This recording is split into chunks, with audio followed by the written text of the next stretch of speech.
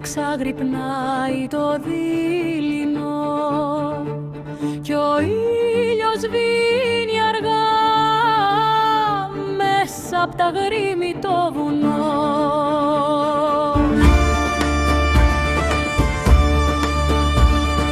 Το νερό που κουβαλάει στις γη στον στεναγμό κάνει την καρδιά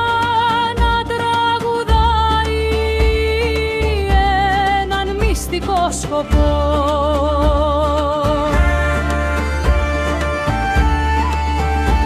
Στον ρεβένον τις πέτρες μεγαλώνει η σιωπή, μα κάθε του κυματίσμα γεννάει μια ευχή, σαν μάνα που νανούρισε του κόσμου τον καημό και κράτησε στα χέρια της το χρόνο ζωντανό.